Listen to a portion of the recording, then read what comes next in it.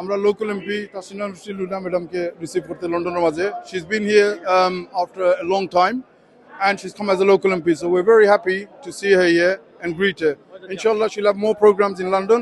We'll inform everyone soon.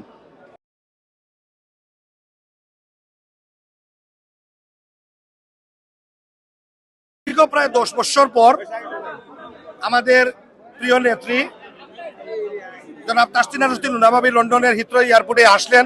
আমরা শুভেচ্ছা জানালাম। আমরা প্রত্যাশা করি প্রবাসী জাতীয়তাবাদী পরিবারের সকল নেতাকর্মীরা আমরা ঐক্যবদ্ধভাবে ওনাকে স্বাগত জানাবো, ওনাকে নিয়ে শুভেচ্ছা বিনিময় করব। আমাদের যে আবেগ, আমাদের প্রিয় নেতা ইলিয়াস আলী আজকে গুমনাম কারাগারে রয়েছেন।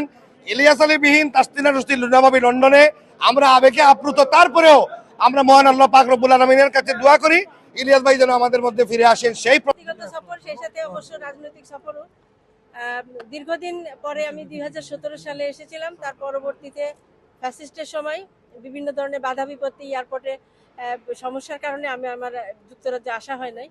তো যুক্তরাজ্য এর পরবর্তীতে যখন জাতীয় ইলেকশন হয়েছে, ইলেকশনের সময় যুক্তরাজ্য থেকে আমাদের প্রচুর নেতাকর্মী, সুব্বার